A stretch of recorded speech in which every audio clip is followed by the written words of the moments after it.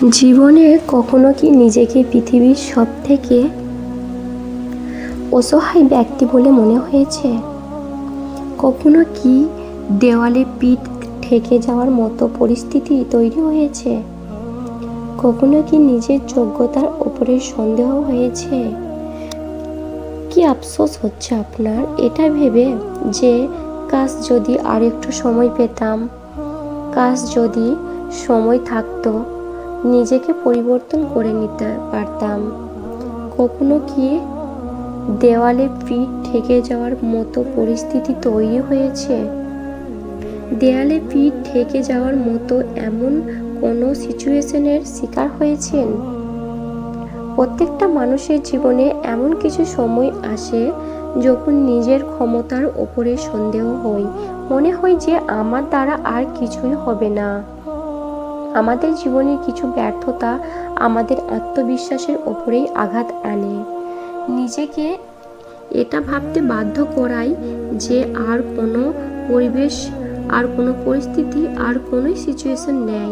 দেয়ালে পিঠ থেকে গেছে, কিন্তু একটা বিষয় তোমার সামনে আমি স্পষ্ট করতে চাই, তোমাকে আত্মস্থ করতে চাই। জীবনে কখনোই সেই সকল জিনিস নিয়ে আফসোস করা উচিত নয় যেগুলো দ্বিতীয়বার ফিরে পাওয়া যায় না। জীবনে কখনোই এমন কোনো জিনিস নিয়ে দুঃখ পাওয়া উচিত নয় যেটা দ্বিতীয়বার অর্জন করা যায় না।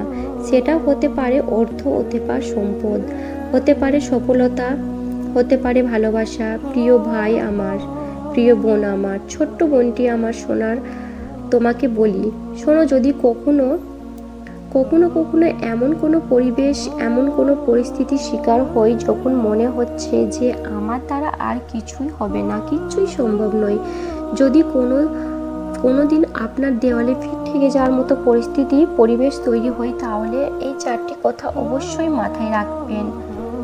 অবশ্যই এই চারটি জিনিস আপনি মনের মধ্যে গেঁথে নেবেন। মনে রেখো, যখন তোমার পরিস্থিতি সব থেকে খারাপ, তখন তোমার কাছে নতুন করে হারানোর মতো কিছুই নেই, তখন তোমার ভয় পাওয়ার মতো কোনো কারণই নেই, কারণ সবই তো হারিয়ে গেছে। এটা এমন সিচুয়েশন যেখানে থেকে তুমি অনেক কিছু অর্জন করতে পারবে, কিন্তু হারানোর মতো কোনো ভয় নাই, তোমার কাজ করবে না। তাই এই চারটি কথা নিজের খারাপ সময়ে মাথায় রাখার চেষ্টা করবেন। নিজের জীবনে এমপ্লয় করো। নাম্বার 1, নিজের ওপর থেকে বিশ্বাস হারিয়েও না। নিজের ওপর থেকে বিশ্বাস হারিয়েও না। মনের এমন একজন মানুষ মৃত ব্যক্তির সমান।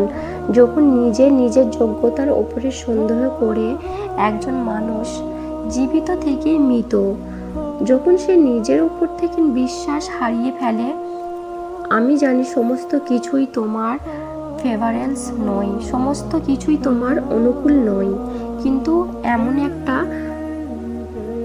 সিচুয়েশন তোমার সামনে আসবে যে তোমার ফেভারেবল, তোমার অনুকূল হবে না। এমন তো তোমাকে বলে দিইনি যে কখনো তোমার পরিস্থিতি পরিবর্তন হবে না, তা তো নয়। কেন এটা ভুলে যাও? সময় পরিবর্তনশীল, সময় আসে আবার সময় চলে যায়, সময় কখন কি বদলে যাবে কেউ বলতে পারবে না, তাই সময়ের চিন্তা করবেন না।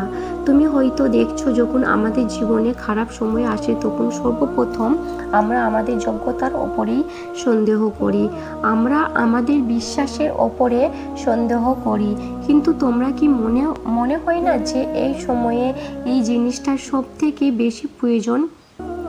যখন গোটা পৃথিবী তোমার দিক থেকে মুখ সরিয়ে নিয়েছে, তখন কি তোমার সৃষ্টিকর্তার দিক থেকে মুখ সরিয়ে নিয়েছো?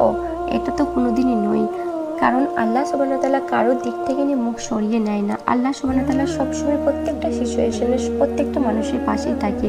তুমি যতই আমাকে পরীক্ষা নাও না কেন, দেখবে কখনো কি এমনটা মনে হয় না? যদি মনে হয় তাহলে মনে করো, চেষ্টা করো, নিজের ওপরে বিশ্বাস রাখো। সত্যি বলতে এমন একজন মানুষের তখনই সব থেকে বেশি সাহসী হওয়া উচিত যখন নতুন করে তার কিছুই হারানোর মতো থাকে না, কিন্তু নতুন করে অর্জন করার মতো অনেক কিছুই থাকে। যদি সত্যি দেয়ালে পিঠ ঠেকার মতো পরিস্থিতি তৈরি হয়, তাহলে পেছনের দিকে কেন তাকাও? পেছন তো কিছুই নেই, যা আছে সেটা সামনের দিকেই। সামনের দিকে তাকালে সামনের নিজেকে এগিয়ে নিয়ে যায়। পরিস্থিতি যতই খারাপ হয় না কেন, ততই নিজের উপরে বিশ্বাস দেখায়। হ্যাঁ, তত নিজের উপরে বিশ্বাস দেখায়। নাম্বার 2, অন্যের সাথে নিজেকে তুলনা করো না। এই পৃথিবীতে মানুষ তার খারাপ পরিস্থিতিটাকেও আরো বেশি খারাপ বানায়। অন্যের সাথে নিজেকে তুলনা করে আমরা নিজেদের তখন সবথেকে বেশি দুঃখী মনে করি।